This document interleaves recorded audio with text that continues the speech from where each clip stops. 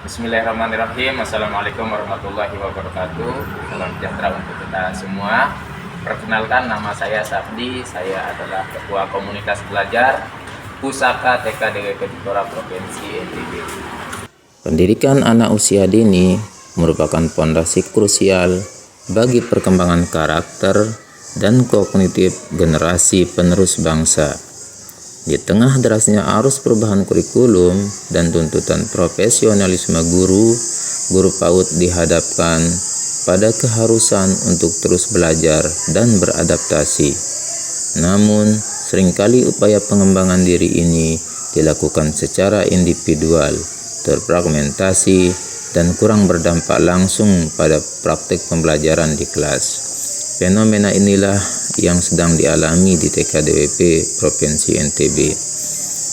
Sebagai salah satu satuan pendidikan yang berada di bawah naungan Dharma Wanita Persatuan, TK DWP Dikora Provinsi NTB memiliki sumber daya yang cukup memadai, namun menghadapi tantangan dalam menyelaraskan visi dan praktik pembelajaran di antara para pendidik. Budaya bekerja secara individual masih dominan, yang berdampak pada variasi kualitas pembelajaran dan kurang inovatif kolektif. Setiap guru cenderung nyaman dengan metode yang sudah ada, dan momen refleksi bersama menjadi hal yang langka. Menyadari bahwa isolasi profesional adalah musuh utama inovasi, saya sebagai salah satu pendidik berinisiatif untuk menciptakan sebuah wadah belajar profesional yang berkelanjutan, terstruktur, dan berbasis kebutuhan nyata guru. Wadah inilah yang kemudian kami namakan Komunitas Belajar Pusaka, singkatan dari Pusat Aksi dan Kreasi Guru. Pusaka didirikan dengan keyakinan filosofis bahwa setiap guru adalah pusaka atau aset berharga yang memiliki potensi unik, dan potensi tersebut hanya dapat berkembang maksimal melalui kolaborasi, aksi nyata, dan refleksi bersama. Tujuan utama praktik baik ini adalah untuk mentransformasi budaya kerja individual menjadi budaya kolaboratif yang didasari oleh rasa kepemilikan dan tanggung jawab kolektif terhadap kualitas pembelajaran anak. Situasi yang melatar belakangi inisiasi komunitas belajar pusaka adalah adanya kesenjangan yang cukup signifikan antara tuntutan kurikulum dengan realitas praktik mengajar sehari-hari. Kesenjangan ini terbagi dalam 3 aspek utama. Yang pertama yaitu praktik yang terfragmentasi. Sebelum pusaka diinisiasi, komunikasi profesional antar guru cenderung terbatas pada koordinasi administratif dan teknis saja.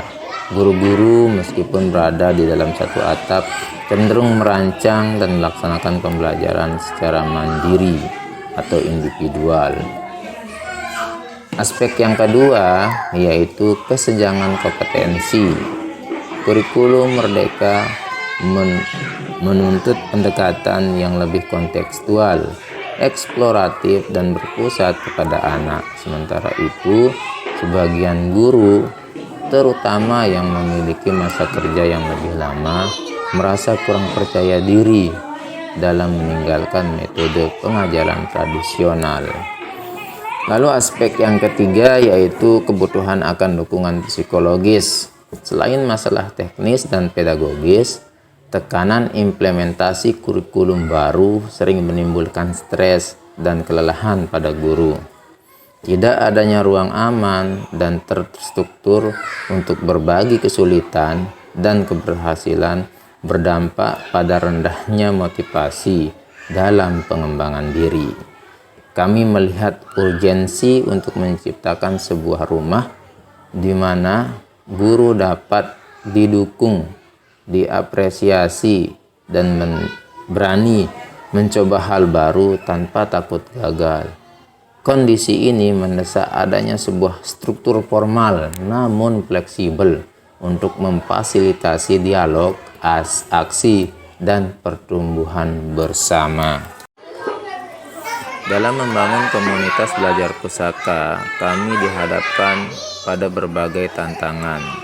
Tantangan yang pertama yaitu tantangan kultural. Tantangan terbesar adalah mengubah mindset guru dari merasa cukup dengan praktik yang sudah ada ke pembelajaran yang menjadi pembelajaran bertumbuh dan keterbukaan.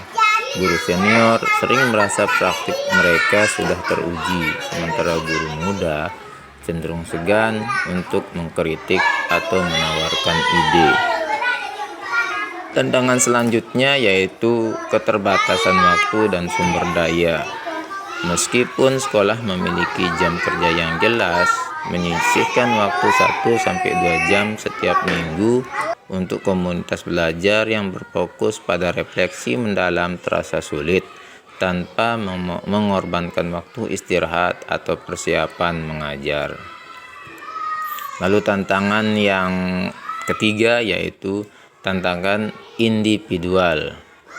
Kompetensi teknis dan pedagogis di antara guru sangat beragam. Ada guru yang mahir dalam teknologi, ada guru yang ahli dalam menari, dan ada juga guru yang kuat dalam manajemen kelas.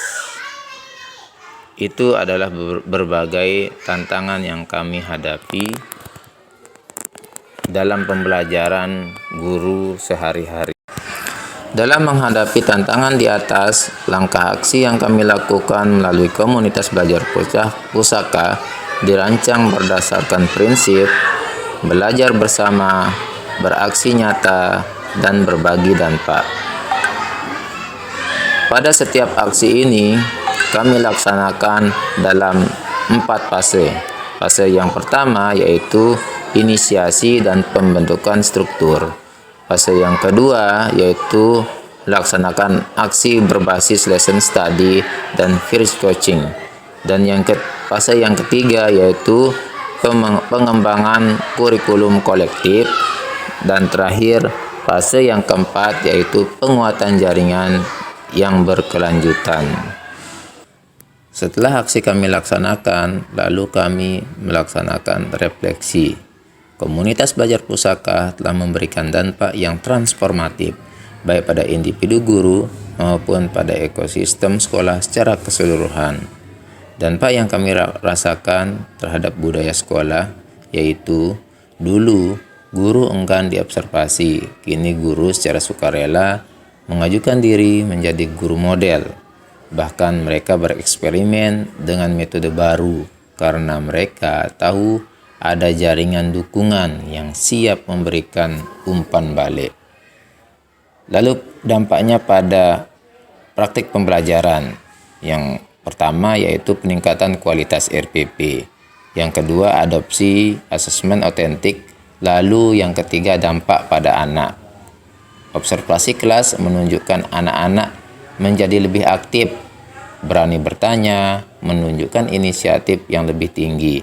Pembelajaran terasa lebih bermakna dan relevan dengan konteks mereka.